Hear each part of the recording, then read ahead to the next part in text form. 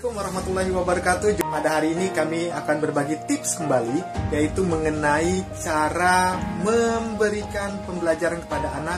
Tapi di sini kami bukan membahas tentang itu, tapi yang kami bahas adalah 3 kesalahan orang tua ketika memberikan pembelajaran kepada anaknya.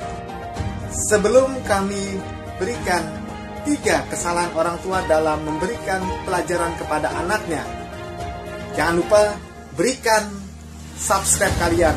Kami hitung mulai dari sekarang. 5, 4, 3, 2, 1. Subscribe. Kesalahan pertama, yaitu orang tua sering menganggap mudah apa yang diberikan dia kepada anaknya. Padahal apa yang mudah menurut kita itu belum tentu mudah menurut anak-anak kita. Tolak ukurnya bukan pemikiran kita, bukan kemampuan kita, tapi tolak ukurnya adalah bagaimana setara umur dia dan bagaimana kemampuan dia dalam memecahkan masalah tersebut dan bagaimana dia cepat menanggulangi masalah tersebut. Intinya satu, kita harus memberikan pengetahuan yang sifatnya luas. Jangan terpaku kepada guru di sekolah, tapi kita sebagai orang tua, kita harus lebih intens terhadap anak-anak kita. Dan perlu diingat tadi, jangan menganggap itu mudah bagi kita. Tapi bagaimana kita mencari solusi agar anak kita itu menganggap itu adalah sebuah pembelajaran, sebuah ilmu, sebuah hal baru yang mereka harus pahami dan harus bisa menyelesaikan soal ataupun permasalahan tersebut. Kesalahan kedua yaitu kita sering tidak sabar ketika memberikan pembelajaran kepada anak kita. Kita menganggapnya seperti yang saya katakan di poin pertama tadi, kita menganggap selalu mudah menurut kita, tapi belum tentu mudah menurut anak kita. Kuncinya kita jangan terbawa emosi ketika anak kita tidak bisa menyelesaikan apa yang ingin kita inginkan, yang ingin kita harapkan agar anak kita itu mampu menjawabnya. Tapi belum tentu.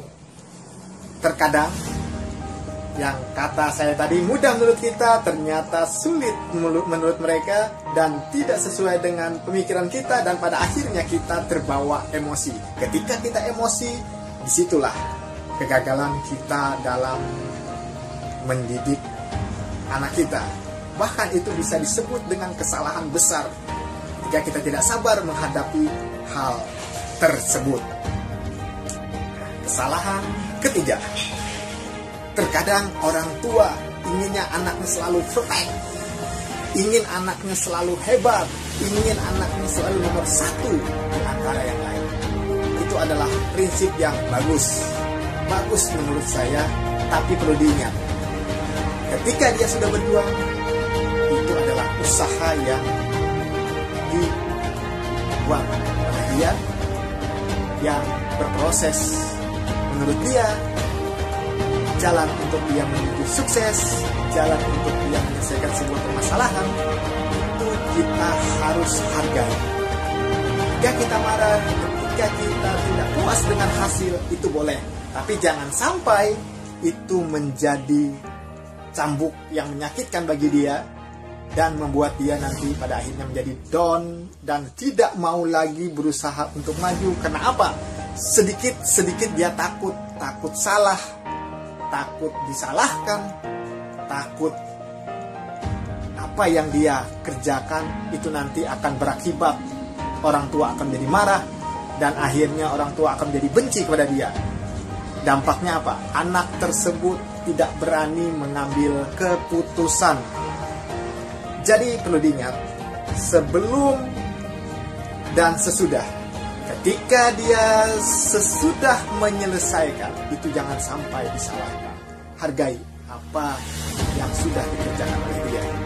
Kita boleh sebelum dia ikut kompetisi, sebelum dia ikut ujian, sebelum dia ikut ulangan, disitulah kita memfokuskan, memberikan pembelajaran yang lebih intens pada dia, sehingga nanti pada akhirnya membuahkan hasil yang maksimal. Apapun hasilnya, itu kita serahkan kepada anak tersebut. Semoga bisa membawa ilmu yang kita berikan itu mendapatkan hasil yang maksimal. Itu saja yang kami sampaikan pada hari ini.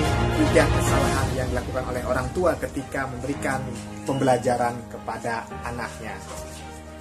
Jangan lupa selalu bersyukur, selalu memberikan motivasi yang positif kepada anak kita. Maju bersama, sukses bersama.